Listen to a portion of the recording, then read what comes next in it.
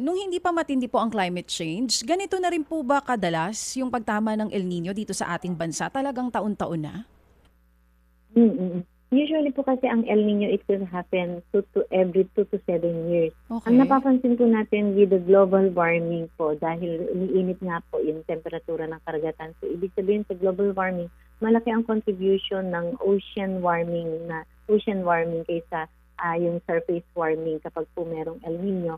At ang nangyayari po, before year 2000 kasi yung mga strong El Nino natin, every 15 years po siya nagaganap o bumabalik. Pero ngayon, with global warming as a result of climate change, parang less than 10 years nagkakaroon na tayo uli ng mga strong El Nino. So, umiikli po yung panahon ng pagkakaroon ng mga strong El Nino natin sa ngayon. So from 10 years, naging every 3 years na po sa ngayon? Mga every 7 or every 10 at every 15 years. Kagaya po ng 97, 98 El Nino. And then ngayon, nagkaroon tayo ng last strong El Nino 2015, 2016. So nagkaroon din po tayo ngayon ng 2020, 2024 moderate to strong. And then kung strong na naman itong episode na ito. So medyo umiikli po yung cycle ng ating mga strong El Nino sa ngayon. Sa ngayon po ba, meron na tayong mga tinitignan na locations na dapat po talagang tutukan kung sakali man na tumama ay strong El Nino?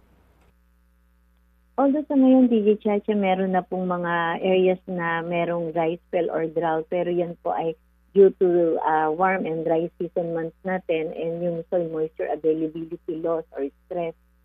In terms of possible effect po ng El Nino, yung mga areas dyan po sa may Luzon area by end of October, so yan po yung posibleng magsimula yung potential for dry condition, mostly especially po dito sa may Ilocos region at yan po sa may Car area by end of October.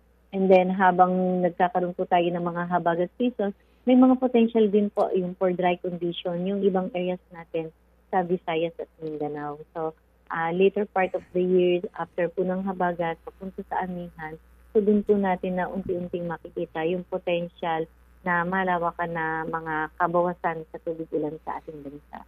Mga kapatid, para sa iba pang mga balita at impormasyon, sundan niyo po kami sa X, Instagram, Facebook at syempre sa TikTok, True Network PH. Mag-subscribe din po kayo sa aming YouTube channel, True Network. May website din po tayo, truenetwork.ph. At pwede nyo rin po kaming mapanood sa Channel 19 ng aming True FM TV. Lagi pa rin makinig sa radyo dito po sa 105.9 True FM dahil dito, lagi po sa'yo, kapatid. Dito tayo sa totoo, tunay at tapat.